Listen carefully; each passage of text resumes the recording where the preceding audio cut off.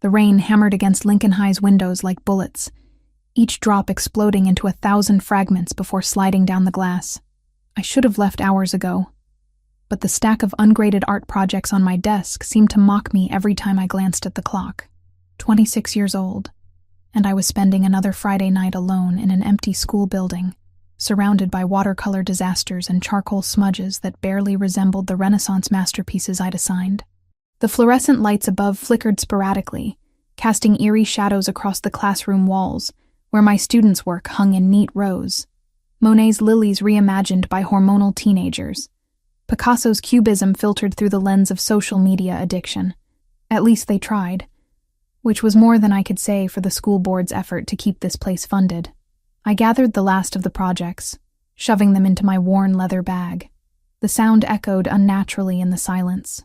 Empty schools had a particular kind of quietness that seemed to press against your eardrums, making every small noise feel amplified and somehow threatening.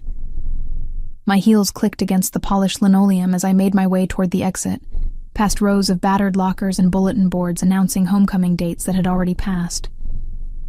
The main hallway stretched before me like a tunnel, lit only by the emergency lighting that cast everything in an amber glow. I was fumbling with my keys at the front door when I heard it. A sharp crack, like a branch snapping. Then another, and another. Gunshots. My blood turned to ice. The sounds were coming from the parking lot, muffled by the storm, but unmistakable. I pressed myself against the wall beside the door, heart hammering so hard I was certain it would give me away to whatever was happening outside. Through the narrow window, I could see the shadows of several figures moving between the cars. The rain made everything blurry, but I could make out the outline of expensive vehicles, sleek and dark like predators waiting in the night. Another shot. A body fell. I bit down on my knuckle to keep from crying out, tasting blood. This couldn't be happening. Not here, not at my school, not on a random Friday night when I should have been home grading papers and eating leftover Chinese food. The figures moved with purpose now, dragging something heavy toward one of the cars. I caught a glimpse of a face in the brief illumination of a cell phone screen. Sharp cheekbones, cold eyes, an expression of complete indifference as he wiped his hands on what looked like an expensive handkerchief. I needed to run. Every instinct screamed at me to get away, to find somewhere safe, to call the police. But my legs felt like they were made of concrete, and my hands shook so violently that I dropped my keys. They hit the floor with a metallic clatter that seemed to echo through the entire building. The sound stopped everything. The figures outside went still, and I watched in horror as that same face turned toward the school building. Even through the rain and darkness, I could feel his gaze searching, hunting. I couldn't breathe, couldn't move, couldn't think beyond the single, terrifying realization that I had just witnessed a murder, and now the killer knew someone was watching. My phone. I needed to call 911, needed to get help, needed to do something other than stand there like a deer caught in headlights. But when I reached for it, my purse slipped from my shoulder, contents spilling across the floor with a sound like thunder in the silence. That was when I heard the footsteps. Slow, deliberate, moving closer to the building. I ran. My heels slipped on the polished floor as I sprinted down the hallway, past the empty classrooms and darkened offices. I needed somewhere to hide, somewhere they couldn't find me. The bathroom. The women's bathroom at the far end of the building. It had a lock, and maybe they wouldn't think to look there. I burst through the door and immediately turned the deadbolt, pressing my back against the cold metal as I tried to catch my breath. The bathroom was small, with just 3 stalls and a row of sinks beneath a cracked mirror. Harsh fluorescent lighting made everything look sickly and pale. I could hear them now, moving through the building, doors opening and closing, footsteps echoing off the walls. They were searching methodically, room by room. I slipped into the last stall and locked it behind me, climbing up onto the toilet seat so my feet wouldn't be visible. My phone showed no signal. Of course, the school was old, built like a fortress, and cell service had always been spotty. The bathroom door handle turned. My heart stopped. The deadbolt would hold, wouldn't it? It had to. I pressed my hand over my mouth to muffle my breathing, listening as someone tested the door more forcefully. Then silence. I waited, counting the seconds, praying they had moved on.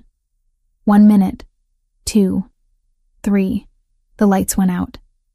In the absolute darkness, I heard the soft click of the lock being picked.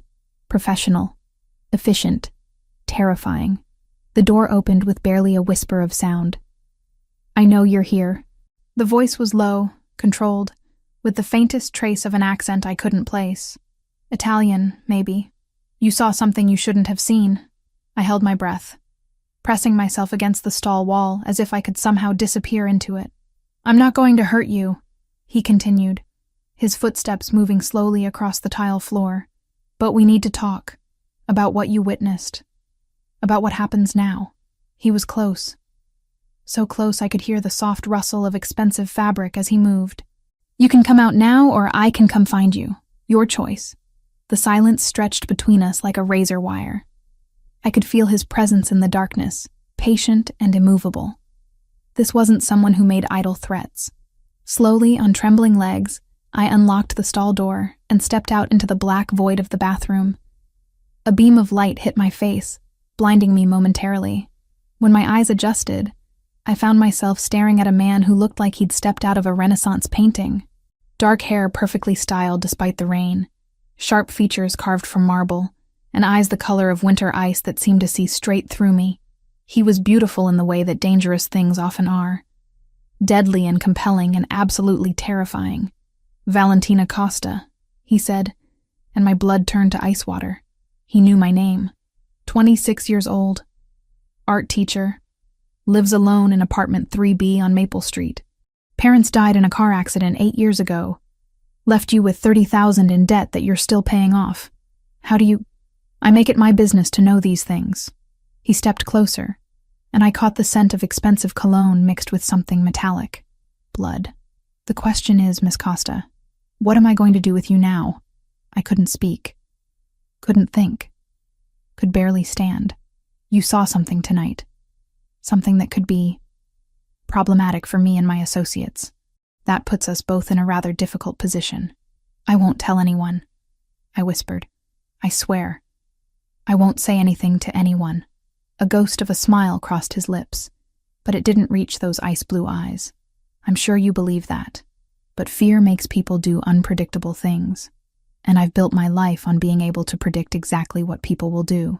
He reached into his coat, and I flinched, expecting a weapon. Instead, he pulled out a phone and made a quick call in rapid Italian. When he hung up, he looked at me with something that might have been pity. "My name is Lorenzo Santangelo," he said, "and I'm afraid your quiet little life just came to an end." The drive through the rain-soaked streets felt like a descent into hell. I sat rigid in the back seat of Lorenzo's black sedan, my hands clasped so tightly in my lap that my knuckles had gone white. The leather seats smelled of expensive cologne and something darker. Danger, perhaps, or death. I couldn't tell which. Lorenzo sat across from me, his ice-blue eyes never leaving my face as he spoke quietly into his phone in rapid Italian. Every few seconds, those predatory eyes would flick over me, cataloging my fear, my confusion, my growing desperation. He was assessing me like a piece of property he'd just acquired. The city blurred past the tinted windows. Familiar neighborhoods giving way to areas I'd never seen before. Wealthier areas. Areas where people like me didn't belong. "Where are you taking me?" My voice came out smaller than I'd intended, barely audible over the purr of the engine. Lorenzo ended his call and slipped the phone into the inner pocket of his tailored jacket. "Somewhere safe." "Safe?" I let out a hysterical laugh. "You just killed someone. You kidnapped me from my school. How is any of this safe?" Something flickered in those cold eyes. Amusement, maybe? Or annoyance. "I saved your life, Miss Costa. The man I killed tonight was there to eliminate a witness. A witness who saw too much 3 weeks ago when the Petrov family decided to expand their operations into my territory. I don't understand." "You will." The car turned through massive iron gates that opened soundlessly as we approached. Beyond them stretched a driveway lined with towering oak trees, their branches creating a canopy that blocked out what little moonlight managed to penetrate the storm clouds. At the end of the drive sat a mansion that looked like something from a Gothic novel. It was beautiful and terrifying in equal measure. 3 stories of pale stone and dark windows, with architectural details that spoke of old money and older power. Light spilled from several windows, casting golden rectangles onto the manicured lawns, but most of the house remained shrouded in shadow. "Welcome to my home," Lorenzo said as the car came to a stop beneath a covered portico. Before I could respond, my door was opened by a man in an expensive suit, who nodded respectfully to Lorenzo. Another suited figure appeared at Lorenzo's door, and I realized with a chill that we were surrounded. Men moved through the shadows of the estate like phantoms, all of them armed, all of them watching me. "How many people work for you?" I asked, my voice barely above a whisper. "Enough." Lorenzo stepped out of the car and extended his hand to me. When I hesitated, his expression hardened. "I'm not going to ask again, Valentina." The way he said my name sent an involuntary shiver down my spine. Not threatening exactly, but absolute. Like he owned it now. Like he owned me. I took his hand, hating the way my skin tingled at the contact. His fingers were warm and calloused, surprisingly gentle as they closed around mine. He helped me from the car with the practiced courtesy of a man who had been raised with old-world manners, even as everything about him screamed danger. The interior of the mansion was even more impressive than the exterior. We entered through massive double doors into a foyer that could have housed my entire apartment. Marble floors gleamed under crystal chandeliers, and oil paintings that looked like museum pieces lined the walls. A sweeping staircase curved up to the second floor, its banister carved from what looked like ebony. "This way," Lorenzo said, his hand still on the small of my back as he guided me deeper into the house. We passed through rooms that grew progressively more intimate. A formal living room with furniture that probably cost more than I made in a year.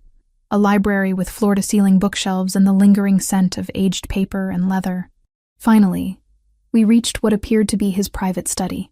The room was decidedly masculine, with dark wood paneling and leather furniture arranged around a massive fireplace. A fire crackled in the hearth, casting dancing shadows across the walls.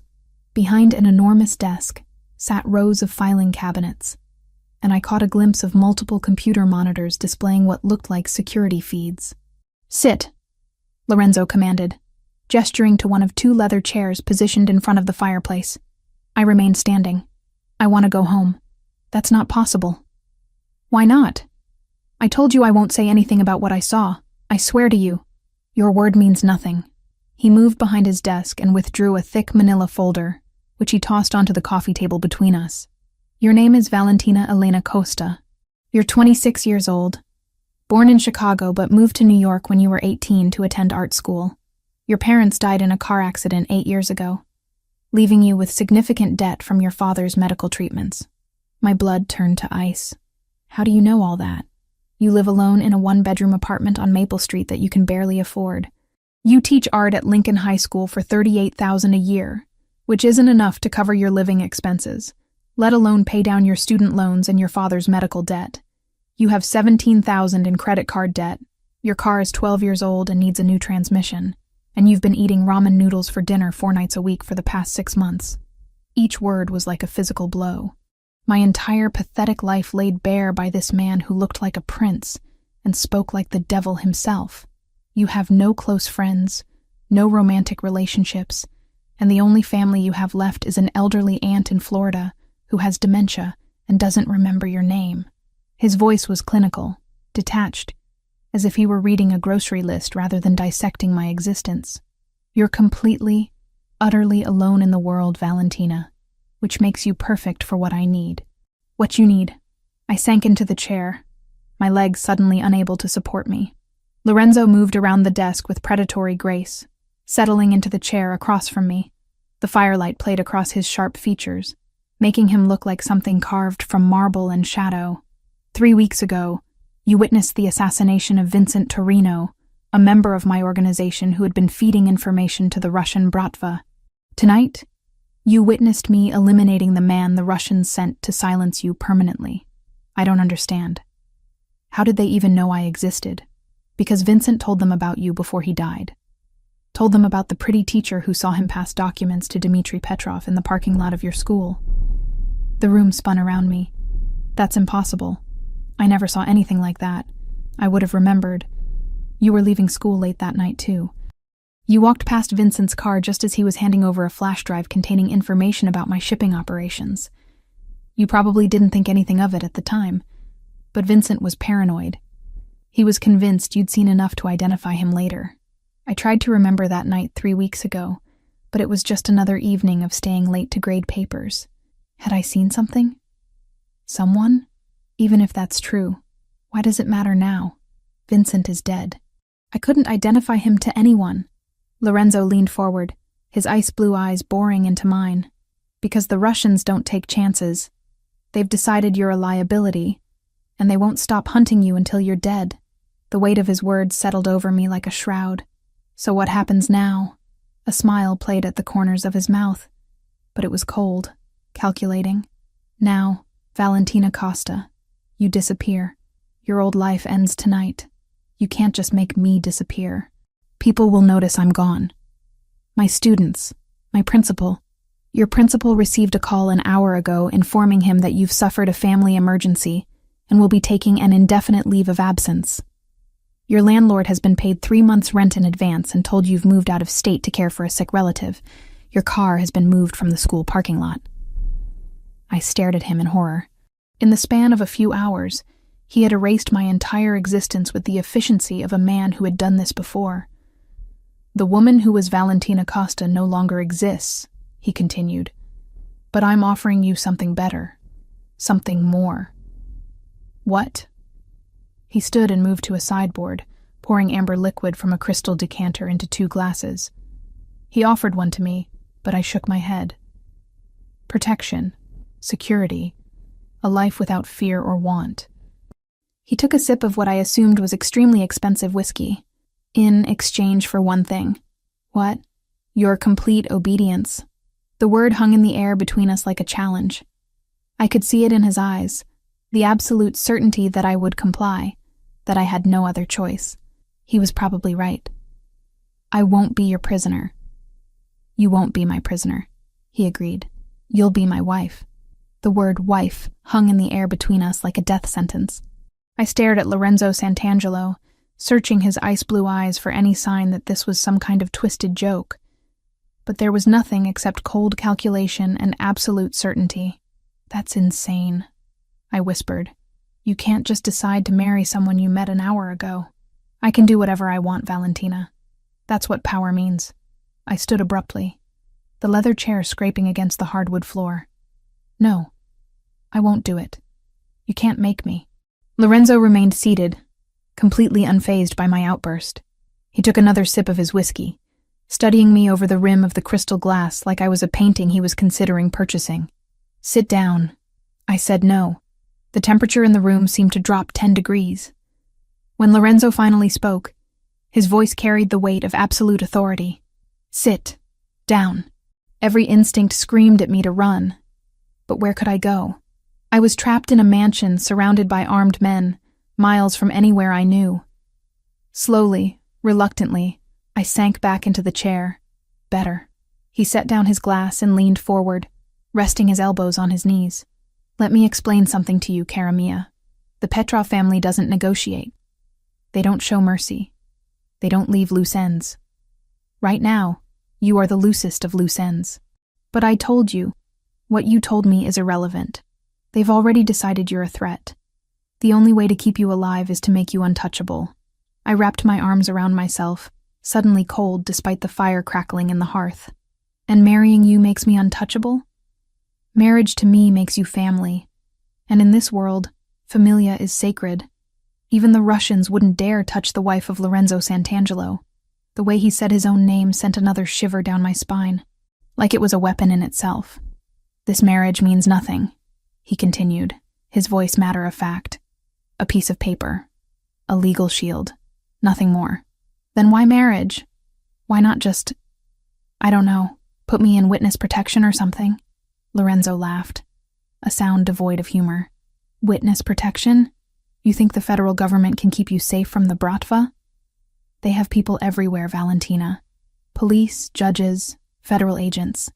The only protection that means anything in this world is the kind that comes with consequences. I thought about my small apartment, my students, My simple life that had been turned upside down in the span of a few hours. What if I refuse? Then you die. Tonight, tomorrow, next week. It doesn't matter when. The result will be the same. The casual way he said it, like he was discussing the weather, made my stomach turn. You're asking me to give up everything. I'm asking you to live. A soft knock interrupted us. Lorenzo called out in Italian, and the door opened to admit a woman in her 50s with silver-streaked hair pulled back in an elegant chignon. She moved with the quiet efficiency of someone accustomed to serving powerful men. Maria. Lorenzo stood and switched to English. This is Valentina Costa, my future wife. She'll be staying in the Rose Suite tonight. Future wife. The words hit me like physical blows. Maria's expression didn't change, but I caught a flicker of something in her dark eyes. Sympathy, maybe. Or pity. Of course, Mr. Santangelo. Shall I prepare something for Miss Costa to eat? Yes. And have Sophia bring up some appropriate clothing for tomorrow. His gaze swept over my simple teacher's outfit with obvious distaste. We have a wedding to plan. Wedding? I shot to my feet again. Wait just a minute. I haven't agreed to anything. Lorenzo's attention returned to me, and suddenly the air in the room felt thin and dangerous. Haven't you? No, I haven't. I lifted my chin, trying to project a confidence I didn't feel. I need time to think about this. Time is a luxury you don't have. 1 night. Give me 1 night to process this insanity. For a long moment, he simply stared at me. Then incredibly, his lips curved into something that might have been amusement. You have spirit. I like that. Is that a yes? 1 night, he agreed. But understand this, Valentina. Tomorrow morning you will walk down the aisle and become my wife, or you will die. Those are your only options. Maria cleared her throat delicately. Miss Costa, if you would follow me. I looked back at Lorenzo one more time, memorizing every detail of his sharp features and cold eyes. Tomorrow, this man would become my husband. The thought made me dizzy. One more thing, he called as I reached the door. Don't even think about trying to leave. My men have orders to stop you by whatever means necessary. The Rose Suite was located on the 2nd floor of the mansion, down a hallway lined with oil paintings that probably cost more than most people's houses. Maria opened a door to reveal a room that looked like something from a fairy tale. The walls were painted a soft blush pink, and an enormous 4-poster bed dominated the space, draped with silk curtains and piled high with pillows. French doors opened onto a balcony overlooking the estate's gardens, and a marble fireplace crackled with warmth. The bathroom is through there, Maria said, indicating another door. I'll have Sophia bring up some clothes shortly. Is there anything specific you need? I wanted to laugh. What I needed was to wake up from this nightmare. What I needed was my old life back. What I needed was for this to all be some terrible mistake. No, I said instead. Thank you. After Maria left, I wandered around the opulent room, touching expensive fabrics and admiring artwork that belonged in museums. It was beautiful and luxurious, and felt like the most elegant prison cell in the world. I tried the French doors, but they were locked. The windows didn't open. Even the telephone on the nightstand was dead when I picked up the receiver. A soft knock made me jump. A young woman entered carrying an armload of clothing and boxes. Hello, Miss Costa. I'm Sophia. She had the same dark eyes as Maria, but looked to be in her 20s. I brought some things for you to try on. She laid out dress after dress on the bed. Silk, cashmere, designer labels I recognized from magazines. In the boxes were shoes, lingerie, jewelry. Everything a soon-to-be Mafia wife might need. How did you know my size? I asked. Sophia smiled. Mr. Santangelo is very thorough. Of course he was. The man had probably known my measurements before I even knew I existed. After Sophia left, I ran a bath in the marble tub, sinking into water that smelled of expensive oils, and trying not to think about tomorrow. But my mind wouldn't stop racing. Lorenzo Santangelo. I rolled the name around in my mouth, testing its weight. 32 years old, according to what I'd overheard during his phone conversations. Handsome in a way that made my breath catch, despite everything. Dangerous in a way that should have terrified me completely. Instead, I found myself remembering the way his eyes had sparked with amusement when I'd stood up to him, the way his voice had gentled slightly when he'd called me Cara Mia, the careful way he'd helped me from the car, like I was made of something precious. "This marriage means nothing," he'd said, but something in his expression had suggested otherwise. I stayed in the bath until the water grew cold, then wrapped myself in a silk robe and sat by the window, staring out at the grounds. Men in dark suits patrolled the perimeter, their presence a constant reminder that I was trapped. But was I really? The honest answer was that I'd been trapped long before tonight. Trapped by debt, by loneliness, by a life that felt like it was slowly suffocating me. At least this cage was beautiful. At least Lorenzo Santangelo looked at me like I was more than just a forgettable teacher living paycheck to paycheck. The thought was dangerous, I knew. This man was a killer. A criminal. Someone who lived in a world I couldn't even comprehend. But when he'd said my name, when he'd studied me with those ice-blue eyes, I'd felt more alive than I had in years. Tomorrow, I would become Valentina Santangelo. The thought should have horrified me. Instead, as I drifted off to sleep in the enormous bed, I found myself wondering what it would be like to belong to someone as powerful and compelling as Lorenzo, what it would be like to matter to someone like him, what it would be like to be his wife, even if the marriage meant nothing. But deep down, in a place I didn't want to acknowledge, I suspected it would mean everything. The morning light filtered through the silk curtains, casting everything in a golden hue that should have been beautiful, but felt ominous instead. I woke with the disorienting sensation of not knowing where I was, then remembered with a jolt that today was my wedding day. My wedding to a man I'd met less than 24 hours ago. A man who killed people for a living. A soft knock interrupted my spiraling thoughts. Sophia entered carrying a breakfast tray, and what looked like garment bags draped over her arm. "Good morning, Mrs. Santangelo," she said with a small smile. Mrs. Santangelo. The name sent a chill through me. "I'm not married yet. You will be in 3 hours. 3 hours. My stomach lurched. Sophia set the tray on the small table by the window and hung the garment bags in the walk-in closet. "Mr. Santangelo asked me to tell you that the ceremony will be small and private. Just family and close associates. How many people? Perhaps 20. 20 strangers watching me pledge my life to Lorenzo." The thought made my hands shake as I reached for the coffee. "What about my family?" The words slipped out before I could stop them. Sophia's expression softened. "I'm sorry, Miss Costa. Mr. Santangelo said there wasn't time to arrange for guests from your side." Of course there wasn't, because I didn't really have anyone left to invite anyway. The realization hit me like a physical blow. I was about to get married with no one there who actually cared about me. After Sophia left, I picked at the breakfast and tried to calm my racing heart. Through the window, I could see men setting up chairs in what appeared to be a garden behind the house. White roses and baby's breath adorned an archway that looked like something from a fairy tale. If I'd designed my own wedding, it might have looked exactly like this. The thought was dangerous, so I pushed it away. At exactly 10 o'clock, Maria knocked and entered with 2 other women I hadn't met before. One carried a professional makeup kit, the other what looked like hairstyling tools. "Time to get ready," Maria announced. The next 2 hours passed in a blur of preparation. My hair was styled into an elegant updo with soft curls framing my face. My makeup was applied with the skill of a professional artist, subtle but flawless. When they were finished, I barely recognized myself in the mirror. "Now for the dress," Maria said.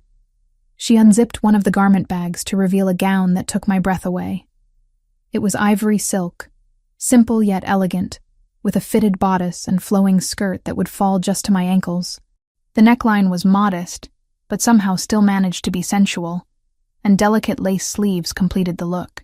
"It's beautiful," I whispered. "Mr. Santangelo selected it personally," Maria said as she helped me step into the dress. "He has excellent taste." The dress fit perfectly, as if it had been made for me. Which, knowing Lorenzo's thoroughness, it probably had been. As Maria fastened the tiny buttons up the back, I caught sight of myself in the full-length mirror. I looked like a bride, a real bride, glowing and beautiful, and ready to marry the man she loved. The illusion was so perfect, it made my chest ache. A knock at the door interrupted the moment. "Come in," Maria called. The door opened, and Lorenzo stepped inside. He was dressed in an impeccably tailored black tuxedo that made him look like a prince from a dark fairy tale. His ice-blue eyes swept over me, and for a moment, something flickered in their depths. "Beautiful," he said simply. The single word sent heat rushing through me. No one had ever looked at me the way Lorenzo was looking at me right now, like I was something precious and perfect, and entirely his. "Leave us," he said to the women, his gaze never leaving mine. When we were alone, he stepped closer. From his jacket pocket, he withdrew a small velvet box. "These were my mother's," he said, opening it to reveal a pair of pearl earrings surrounded by diamonds. "She died when I was 16. The admission was unexpected, revealing a crack in his carefully controlled facade. I found myself wondering what she'd been like, this woman who'd raised a son who could be both brutal killer and tender groom. "They're beautiful," I said. He moved behind me to fasten them, his fingers brushing against my neck as he worked. The contact sent shivers down my spine. "There's something else." From another pocket, he produced a pistol. Small, silver, elegant in its deadliness. "This is for you." I stared at the weapon in horror. "I can't. I don't know how to use that." "You'll learn. From this moment on, you'll never be without protection." He slipped the gun into a hidden pocket in my dress that I hadn't even noticed was there. "The Petrovs are not known for their honor. Being my wife makes you a target as much as it makes you untouchable." The weight of the pistol against my hip was a constant reminder of the dangerous world I was entering. "Lorenzo, it's time," he said, offering me his arm. We walked through the mansion's corridors in silence, my heels clicking against marble floors, the train of my dress whispering behind me. Through tall windows, I could see the guests assembled in the garden, men in expensive suits with faces that looked carved from stone, and a few women who watched our approach with undisguised curiosity. The officiant was waiting beneath the rose-covered archway, an elderly man with kind eyes who looked completely out of place among the gathered criminals. When he smiled at me, I felt some of my terror ease slightly. Lorenzo and I took our positions, and the ceremony began. The words washed over me like a tide. Love, honor, cherish, till death do us part. Promises I'd dreamed of making to someone who truly loved me, now being spoken to a man who'd made it clear this marriage meant nothing. But when Lorenzo slipped the ring onto my finger, a stunning diamond that caught the afternoon light and threw rainbows across my dress, his touch was surprisingly gentle. And when his ice-blue eyes met mine as he spoke his vows, there was something in them that looked almost like tenderness. "You may kiss the bride," the officiant announced. Lorenzo's hands came up to frame my face, his thumbs brushing across my cheekbones with infinite care. For a moment, we just looked at each other, and I could see a question in his eyes. Then his lips touched mine. The kiss was soft, almost hesitant, as if he was giving me the choice to pull away. But instead of recoiling, I found myself leaning into him, my hands coming up to rest against his chest. His heart was beating as rapidly as mine. When we broke apart, his forehead rested against mine for just a moment.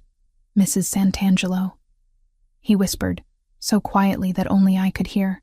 The sound of applause broke the spell, reminding me that we had an audience.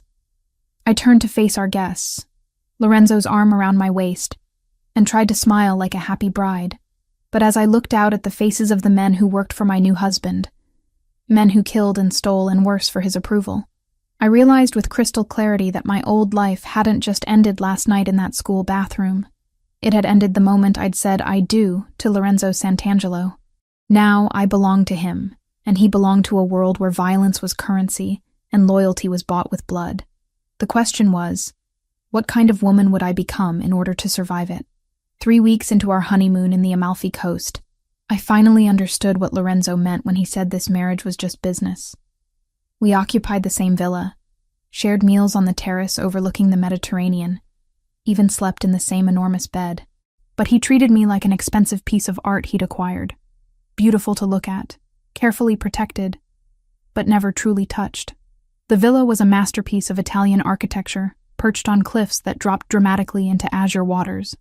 Every morning, I woke to Lorenzo already gone, conducting business calls in his study, or meeting with men who arrived in sleek boats and spoke in hushed, urgent Italian. Every evening, he returned to find me reading on the terrace or painting watercolors of the coastline, and we'd share dinner in polite, distant conversation. "You're an excellent cook," I said one evening, watching him prepare fresh pasta with the skill of someone who'd been doing it his entire life. His movements were precise, almost meditative, as he worked the dough with strong hands that I'd seen hold both guns and delicate flowers with equal care. My mother taught me before she died. His hands moved efficiently, rolling the dough with practiced ease. She said a man who couldn't feed himself was destined to starve or marry badly. It was one of the few personal details he'd shared, and I treasured it like a secret. "What was she like?" I asked, leaning against the kitchen counter as I watched him work. The late afternoon sun streaming through the windows caught the gold in his dark hair, and I found myself memorizing the sight. Lorenzo's hands stilled for just a moment. Strong, beautiful. She loved my father with a devotion that bordered on obsession. It killed her in the end. "What do you mean?" "She couldn't live without him after he was murdered. She took her own life 3 months later." His voice was matter of fact, but I caught the slight tension in his shoulders, the way his jaw clenched almost imperceptibly. The raw pain in his voice made my chest ache. Without thinking, I reached out to touch his hand, but he pulled away before our skin could make contact. "I'm sorry," I whispered. "Don't be." It taught me a valuable lesson about the dangers of emotional attachment. The message was clear. Don't get too close. Don't expect too much. Don't mistake this arrangement for something real.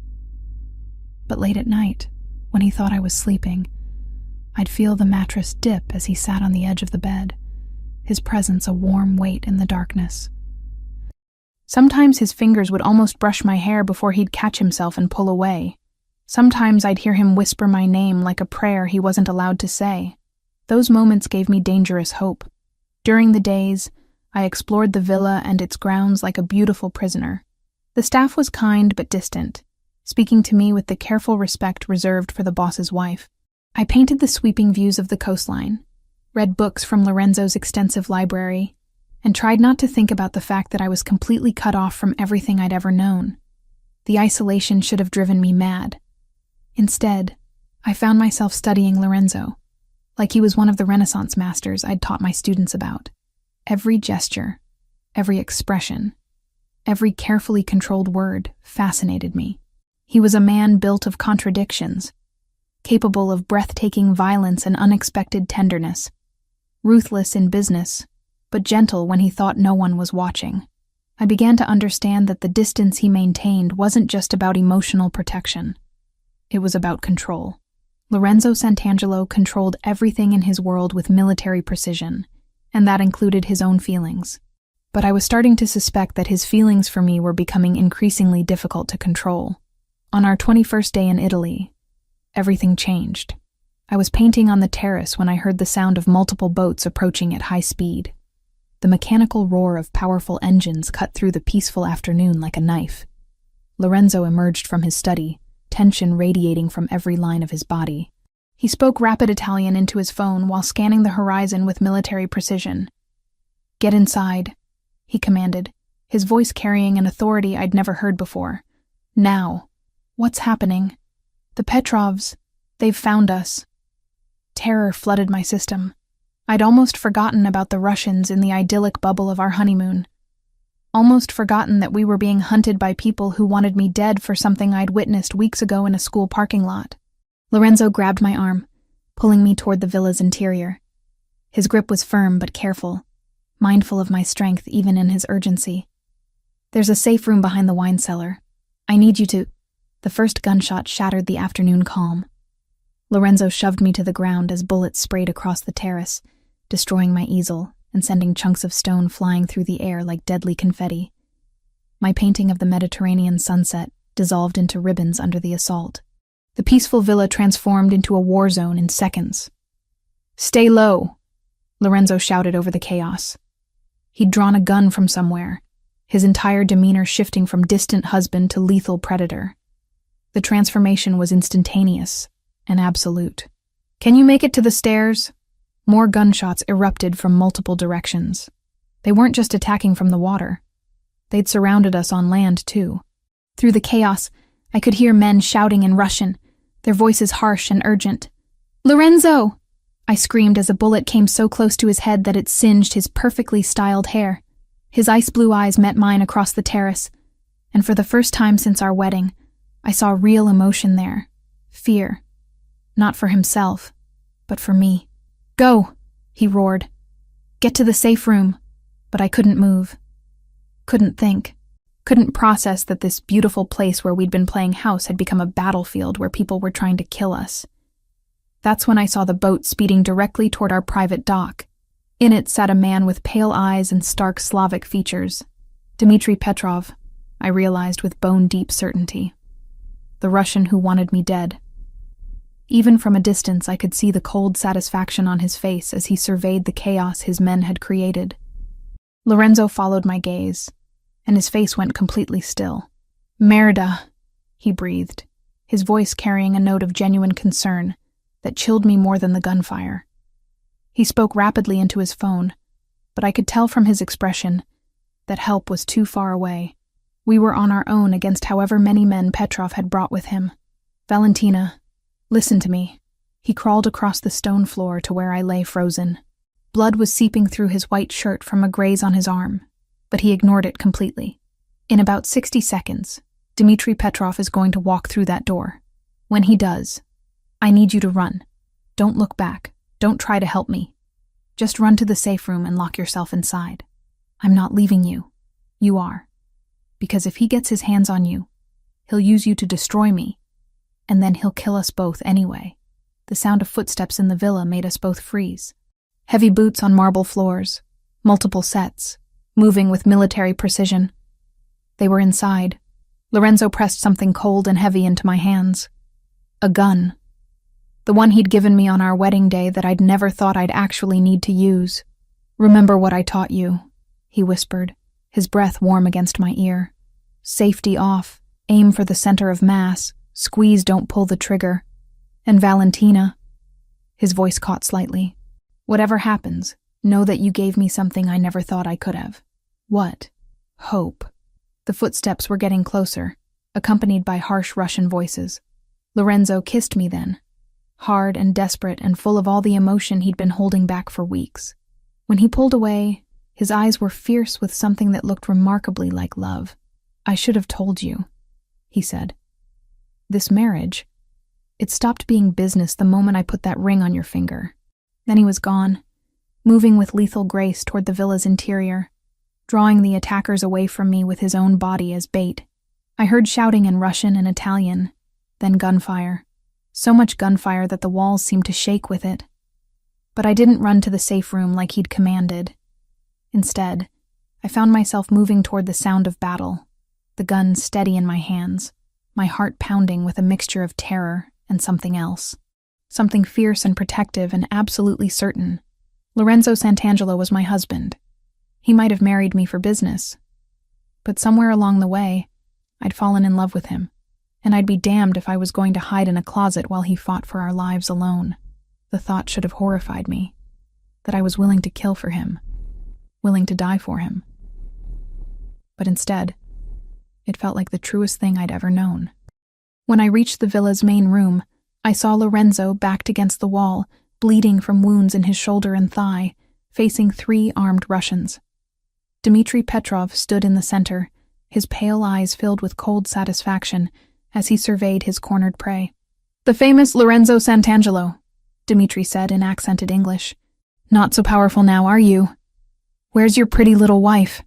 "Go to hell," Lorenzo snarled, though I could see the exhaustion in his posture, the way he favored his injured leg.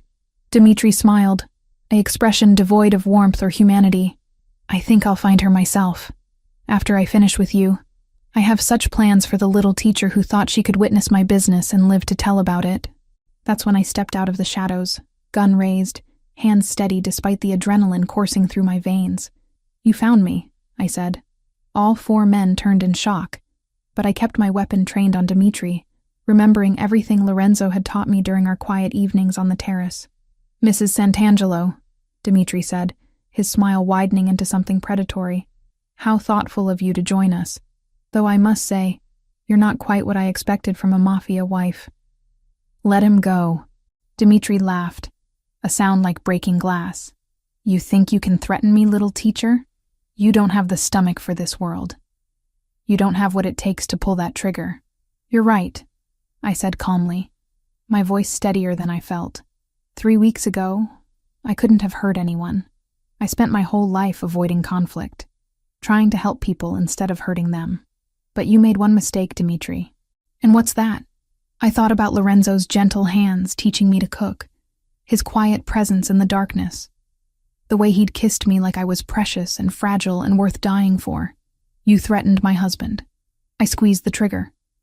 The gunshot echoed through the villa like thunder, and Dmitri Petrov stumbled backward, clutching his shoulder where my bullet had found its mark.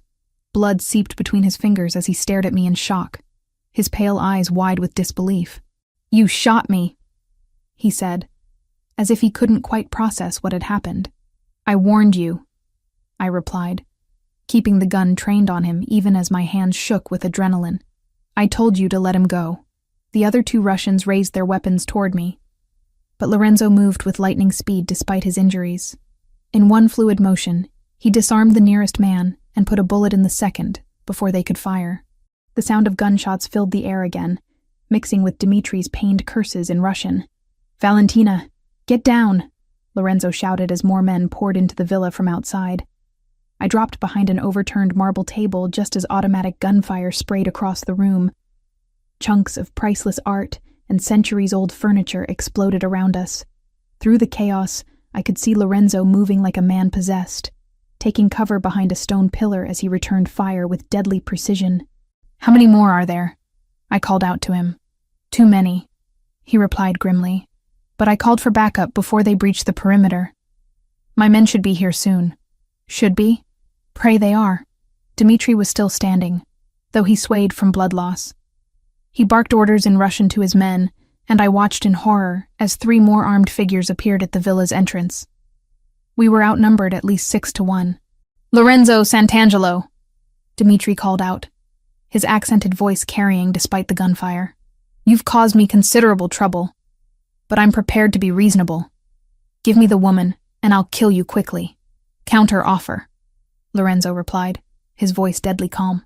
"Surrender now, and I'll only break half the bones in your body before I put a bullet in your head." Dmitri laughed, a sound devoid of humor. Still so arrogant, even when you're bleeding to death. I looked at Lorenzo and saw that Dmitri was right. The wounds he'd sustained were worse than I'd realized. His shirt was soaked with blood, and I could see the pain etched in the lines around his eyes, though his hands remained steady as he continued to return fire. "Valentina," he said quietly, reloading his weapon with practiced efficiency.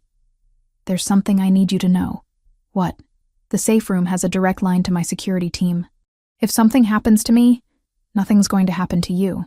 If something happens," he continued firmly, "get to that room and tell them Code Omega. They'll know what to do." "What's Code Omega?" Lorenzo's ice-blue eyes met mine across the chaos. "Nuclear option. It means eliminate everyone who isn't family." The weight of his words settled over me. He was preparing for the possibility that we might not both survive this, that he might not survive this. "I love you," I said suddenly, the words torn from my chest like a physical thing. For a moment, everything else faded away.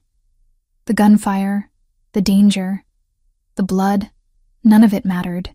There was only Lorenzo's face, his eyes widening with something that looked like wonder. "Cosa hai detto?" he whispered. "What did you say?" "I said I love you, Lorenzo Sant'Angelo. This marriage stopped being business for me the moment you kissed me at the altar."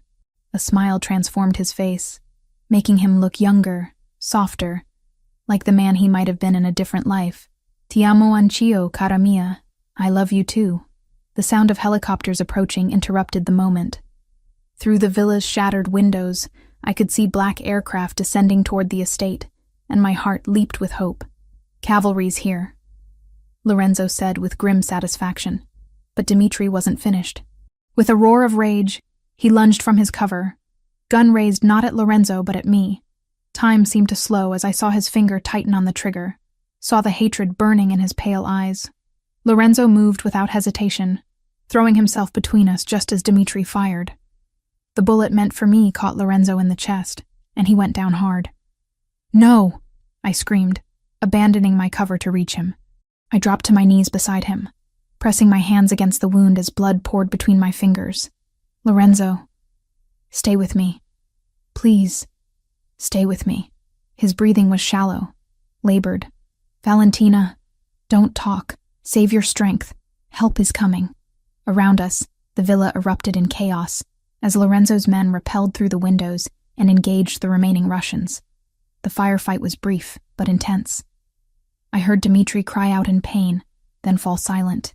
When the gunfire finally stopped, the silence was deafening. "Mrs. Santangelo!" A man in tactical gear approached us cautiously. "I'm Captain Martinez, Lorenzo's head of security. We need to get him to a hospital immediately." "Is it bad?" I asked, though I already knew the answer from the amount of blood. "Bad enough, but he's survived worse." Martinez spoke rapidly into his radio, calling for a medical helicopter. "Ma'am, we need to move him now. I'm coming with you." "That's not advisable. You should—" "I'm coming with my husband," I said firmly, using the voice I'd perfected for dealing with difficult students. "And I'm not going to ask again." Martinez looked at Lorenzo, who managed a weak nod. "She comes," Lorenzo whispered. The helicopter ride to the hospital was the longest 20 minutes of my life. Lorenzo drifted in and out of consciousness, his hand clutching mine with what little strength he had left. "Don't leave me," I whispered, pressing my lips to his knuckles. "I just found you. Don't you dare leave me." "Not going anywhere," he managed. "You shot Dmitri Petrov, my wife, shot the head of the Russian Bratva." Despite everything, I found myself smiling. "Is that impressive?" "Terrifying, incredibly sexy, and completely insane." His eyes fluttered closed. Perfect Mafia wife material. The doctors took him away the moment we reached the hospital, leaving me alone in a waiting room that smelled of antiseptic and fear. I was still wearing my paint-stained clothes from the morning, now decorated with Lorenzo's blood. My hands shook as I tried to process everything that had happened. I had killed a man today. Shot Dmitri Petrov without hesitation when he threatened Lorenzo. The thought should have horrified me, but all I felt was a fierce satisfaction that I'd protected the man I loved. Hours passed before a surgeon finally emerged to find me. "Mrs. Santangelo, your husband is stable. The bullet missed his heart by inches, but we were able to repair the damage. He's going to need extensive recovery time, but he should make a full recovery." The relief was so overwhelming that I nearly collapsed. "Can I see him?" "He's sedated right now, but yes. Room 312. Lorenzo looked smaller in the hospital bed, connected to machines that beeped and hummed around him. But he was breathing. He was alive. I took the chair beside his bed and settled in to wait. When he finally woke, 12 hours later, the first thing he did was look for me. "Cara mia," he said, his voice hoarse but warm with relief. "You're here. Where else would I be?"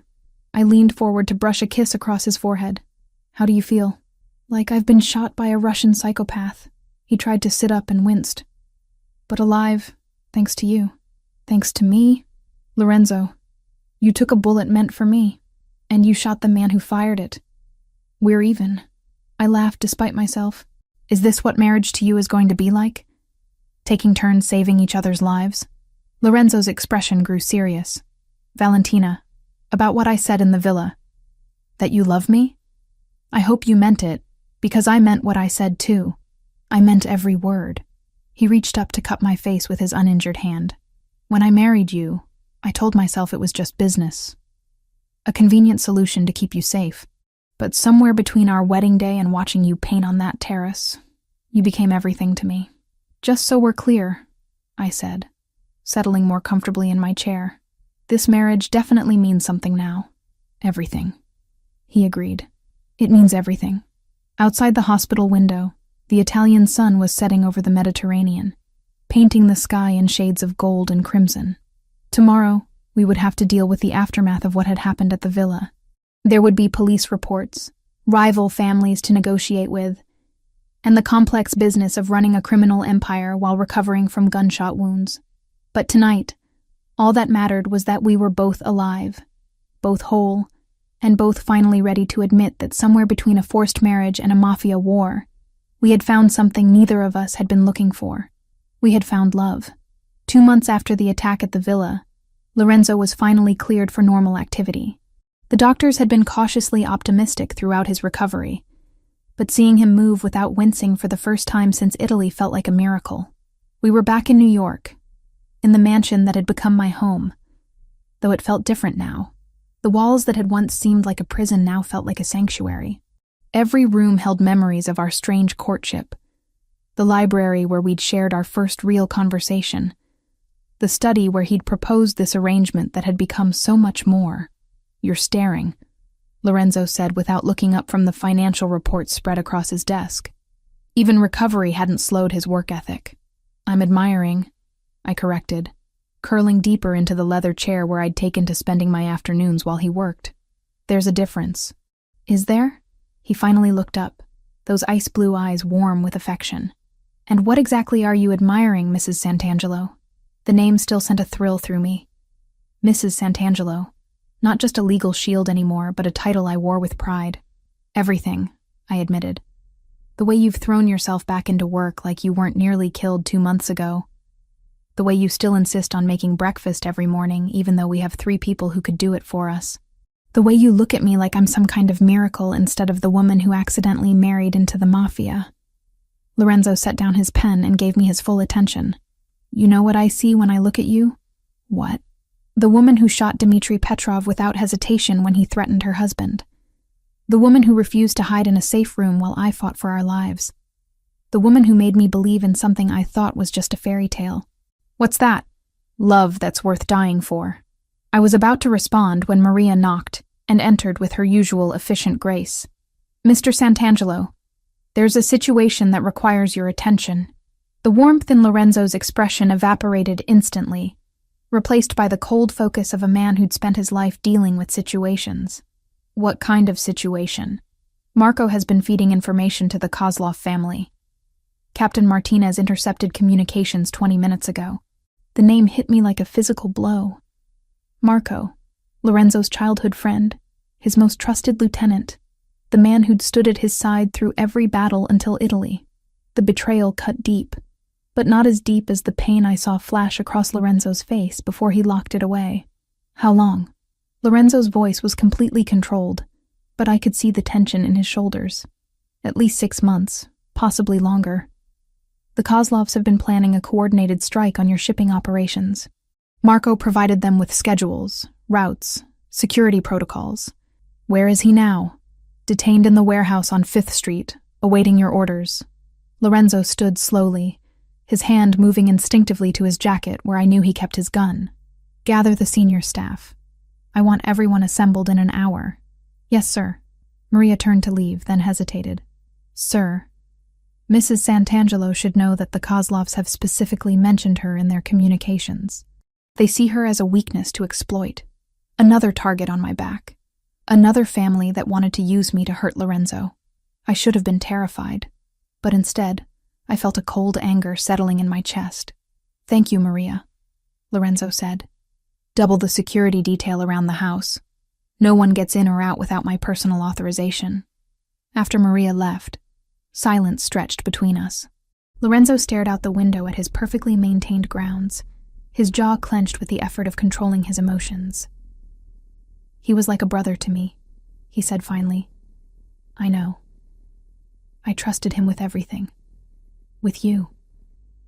I rose and moved to stand behind him, wrapping my arms around his waist and pressing my cheek to his back. I could feel the tension radiating through him, the way he was holding himself together through sheer force of will. "What happens now?" I asked. "Now he dies." "And the Kozlovs learn what happens to people who threaten what's mine." The finality in his voice should have frightened me. Instead, it felt like a promise of protection, a vow that he would eliminate any threat to our life together. "I want to be there," I said.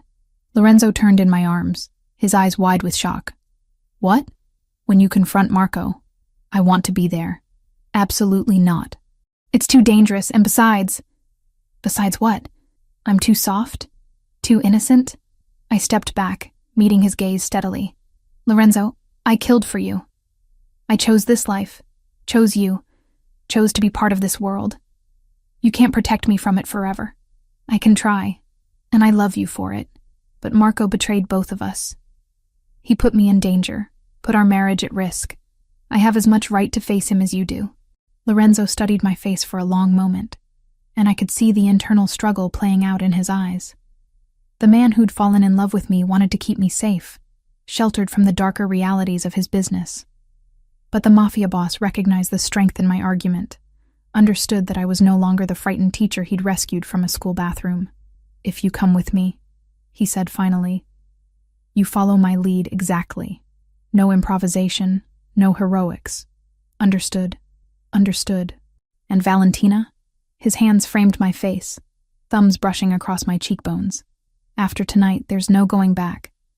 Once you cross this line, you'll be as deep in this world as I am. I thought about the woman I'd been just months ago. Alone, struggling, invisible to everyone around her. Then I thought about the woman I was now. Loved, protected, strong enough to pull a trigger when someone threatened what mattered to me. I'm already as deep as you are, I said. I have been since the moment I said I do. The warehouse on 5th Street looked exactly like what it was. A place where people disappeared. Lorenzo's men had cleared the area, creating a buffer zone of several blocks around the building. When our car pulled up, I could see armed figures positioned on nearby rooftops, in doorways, behind parked vehicles. This wasn't just about confronting a traitor. This was about sending a message. Last chance to stay in the car, Lorenzo said, as we sat in the back seat, watching his men secure the perimeter. Not happening. He nodded, as if he'd expected nothing less. Remember what I taught you. Eyes up, shoulders back. Never let them see weakness. You're not Valentina Costa, the art teacher, anymore. You're Valentina Santangelo, my wife, and that makes you one of the most dangerous women in this city. We entered the warehouse together, and I felt every eye in the room track our movement. Lorenzo's men, hardened criminals who'd seen every kind of violence imaginable, looked at me with a mixture of respect and wariness. Word of what had happened in Italy had spread. They knew their boss's wife was not to be underestimated. Marco was bound to a chair in the center of the vast space, his face bloodied from what I assumed had been a very one-sided conversation with Martinez's men. When he saw us approaching, his eyes went first to Lorenzo, then to me, and I saw the moment he realized what my presence meant. Lorenzo, he said, his voice hoarse. I can explain. Can you? Lorenzo's voice was conversational, almost friendly, which somehow made it more terrifying. Can you explain how you betrayed the man who treated you like family? Can you explain how you sold information that put my wife in danger? They had my sister. The Kozlovs, they took Elena and said they'd kill her if I didn't. You came to me for help with Elena's gambling debt 6 months ago, Lorenzo interrupted. I paid them off personally. $200,000, no questions asked, because you were family. Marco's face crumpled. They took her again, said the debt had interest, penalties. They wanted information or they'd... So you decided to risk my life instead of hers. I never meant for it to go this far. I thought I could control it. Feed them enough to keep Elena safe, but not enough to really hurt you. Lorenzo pulled out his gun, checking the chamber with practiced ease. The Kozlovs planned to hit 3 of my shipments simultaneously. If they'd succeeded, it would have cost me millions and weakened my position enough for a hostile takeover. Was Elena's life worth destroying everything I've built? She's my sister, and Valentina is my wife. Lorenzo's control finally cracked, his voice echoing through the warehouse. You put her in the crosshairs of the Russian Bratva because you were too proud to ask for help. I stepped forward, feeling every gun in the room track my movement. Where is Elena now, Marco? His eyes met mine, and I saw desperation there, and grief, and the terrible knowledge of what was about to happen to him. Safe, he whispered. Martinez's team extracted her 3 hours ago. She doesn't know about any of this. Good, I said simply. Then she'll mourn you as a brother, not as a traitor. Marco's eyes widened with shock. He'd expected mercy from me, perhaps. Expected the art teacher to plead for his life, to soften Lorenzo's resolve. Instead, he found something harder, colder. He found a woman who'd learned that sometimes love meant being willing to destroy anyone who threatened it. "Valentina, please," he began. "You betrayed my husband," I said, my voice carrying clearly through the silent warehouse. "You put our marriage, our life, our future at risk because you thought Lorenzo would forgive you anything. But there are some lines you don't cross, Marco. Some betrayals that can't be forgiven."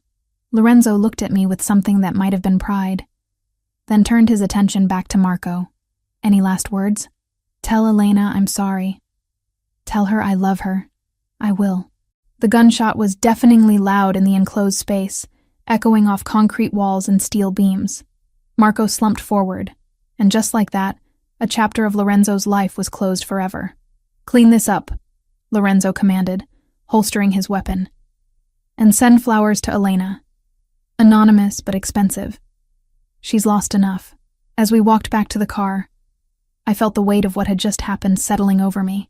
I'd watched my husband execute a man who'd been like a brother to him, and I'd felt no pity, no regret, only satisfaction that the threat had been eliminated.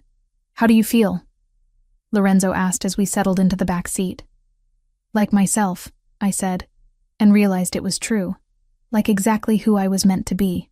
Lorenzo pulled me closer, his lips brushing against my temple. "Welcome to the family business, Mrs. Santangelo." Outside the warehouse, his men were already implementing the plan to eliminate the Kozlov threat permanently. By morning, the Russian family would be nothing more than a memory. Another cautionary tale about the price of threatening Lorenzo Santangelo's wife. I closed my eyes and rested my head on Lorenzo's shoulder, feeling completely at peace for the first time since our wedding day. This was my life now. Dangerous, violent, unforgiving to enemies, but fiercely protective of family. And I wouldn't trade it for anything.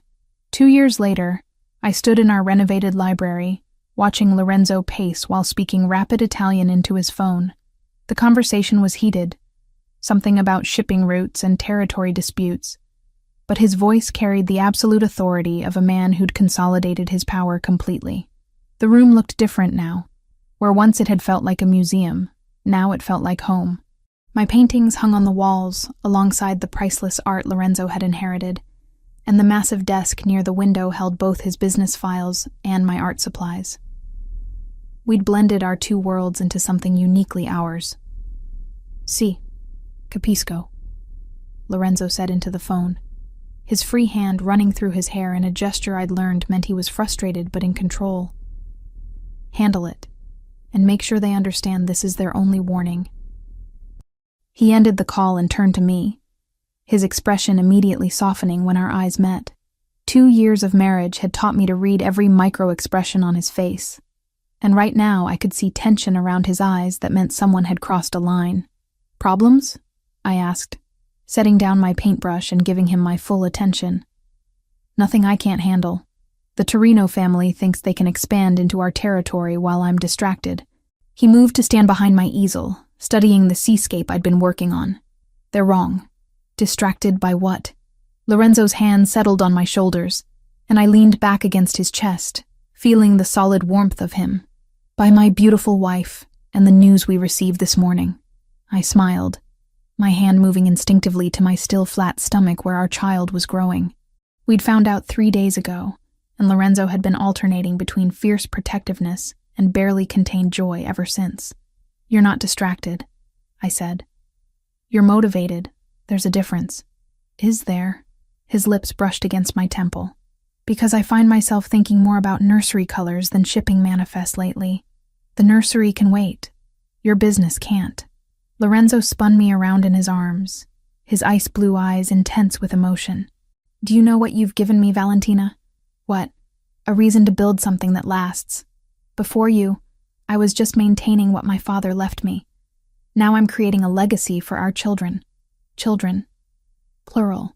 The thought sent a thrill through me. 2 years ago, I'd been a lonely art teacher with no family and a mountain of debt. Now I was Lorenzo Santangelo's wife, pregnant with his child, and helping him run an empire that spanned 3 states. "Speaking of legacy," I said, reaching for the folder on my desk, "I have some ideas about the community center project. Lorenzo's expression shifted to one of amused indulgence. The community center had been my idea, a way to give back to the neighborhoods where his businesses operated, providing art classes and after-school programs for kids who needed somewhere safe to go. It was completely legal, completely legitimate, and completely my domain. "Tell me," he said, settling into the chair across from my easel. "I want to expand it. Not just one center, but 5 across the city. Art programs, music lessons, tutoring, sports leagues. Everything these kids need to stay off the streets and out of trouble. And the budget? $2 million annually. I know it sounds like a lot, but done." I blinked. "Just like that? Karamia, if my wife wants to save the city's children through finger painting and violin lessons, she'll have whatever budget she needs." His smile was soft with affection. "Besides, it's good for business. Communities that thrive are communities where we can operate without interference." This was how Lorenzo worked. Every decision served multiple purposes. The community centers would help disadvantaged kids, but they'd also create goodwill in neighborhoods where his operations were based. It was brilliant, calculating, and completely in character. "There's something else," I said. "I want to hire some of the older kids as assistants, pay them legitimate wages for legitimate work, give them alternatives to working for families like mine," Lorenzo finished. "Yes." He was quiet for a long moment, studying my face. "You're trying to put me out of business, Mrs. Santangelo. I'm trying to make sure our child grows up in a world where they have choices," I replied. "Real choices, not just the illusion of them." Lorenzo stood and moved to the window, looking out at the grounds where his men patrolled with their usual vigilance. "Do you know what my father told me before he died?" "What?" "That power isn't about how many people fear you. It's about how many people need you. The families that last are the ones that become indispensable to their communities." I joined him at the window, slipping my hand into his. "So the community centers make us indispensable in a different way. Instead of controlling through fear, we control through dependence on our generosity." His thumb stroked across my knuckles. "You're more devious than I gave you credit for, Karamia. I learned from the best." A soft knock interrupted us. Maria entered with her usual efficiency, but I caught the satisfied look on her face. "The Torino situation has been resolved," she announced. "Mr. Martinez's team was very persuasive." "Casualties?" Lorenzo asked. "None on our side. The Torinos have agreed to withdraw from the disputed territories and pay restitution for their presumption." "Good. And the Benedetti wedding this weekend?" "All arrangements confirmed. The family is honored by your attendance." I listened to this exchange with the practiced ease of someone who'd learned to hear the real meaning behind euphemisms. The Torino situation had likely involved significant violence, though probably not death. Lorenzo preferred to avoid unnecessary killing since our honeymoon. The Benedetti wedding was a business meeting disguised as a social event, a chance for Lorenzo to solidify alliances and display his power. "Will you need me there?" I asked after Maria left. "Always. You're my secret weapon at these things." It was true. Over the past 2 years, I'd discovered I had a talent for reading people, for knowing exactly what to say to put wives at ease while their husbands discussed business with Lorenzo. The other family's women trusted me because I'd been an outsider once, and they respected me because I'd proven I could be as ruthless as any of them when necessary. "What should I wear?" I asked. "Something that shows you're pregnant. I want everyone to see that the Santangelo line is secured." The clinical way he said it might have hurt once. Now I understood it was Lorenzo's way of expressing pride and protectiveness. In his world, everything was strategic, but that didn't make his emotions any less real. My phone buzzed with a text message, and I glanced at it absently. Then I looked again, my blood running cold. Lorenzo. Something in my voice made him turn immediately, his entire body going tense with readiness. "What is it?" I held up my phone, showing him the message from an unknown number. "Congratulations on the pregnancy, Mrs. Santangelo. It would be a shame if something happened to the little one." The temperature in the room seemed to drop 20 degrees. Lorenzo's face went completely still, his eyes becoming chips of Arctic ice. "Maria!" he called, his voice carrying enough authority to summon half his security team. She appeared instantly. "Yes, sir? Code Black. Lock down the estate. No one in or out without my personal authorization. Contact Martinez. I want every phone traced, every security system checked, every potential threat eliminated. Right away, sir. After Maria rushed out, Lorenzo turned to me, his hands framing my face with infinite gentleness despite the fury burning in his eyes. Listen to me very carefully, he said. Nothing is going to happen to you or our child. Do you understand? Nothing. Who would dare threaten us directly? Someone with a death wish. His voice was deadly calm. But it doesn't matter who. By the end of the week, there'll be nothing more than a memory. I should have been terrified. Someone had just threatened my unborn child, invaded the sanctuary of our home with their malice. But looking into Lorenzo's eyes, I felt only a cold satisfaction that whoever had made this mistake would soon learn the price of threatening the Santangelo family. What do you need me to do? I asked.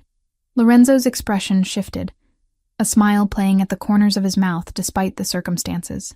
I need you to be exactly who you are, the most dangerous woman in New York, disguised as an art teacher.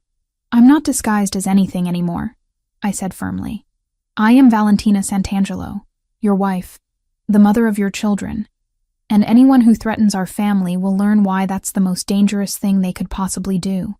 Lorenzo kissed me then, hard and possessive, and full of the love that had transformed us both from what we were into what we were meant to be together. Outside, his men were already implementing security protocols that would turn our home into an impenetrable fortress. Phone calls were being made to allies and informants throughout the city. By morning, every criminal organization in New York would know that someone had declared war on the Santangelo family. It would be a very short war. As Lorenzo held me against his chest, our child safe between us, I thought about how much had changed since that night in the school bathroom. I'd gone from being a woman with nothing to lose to being someone with everything to protect. And I would protect it all, with the same ruthless determination that had made Lorenzo the most feared man in the city. This marriage had stopped being business long ago. Now it was something far more powerful. It was love backed by absolute power, and there was nothing in the world more dangerous than that.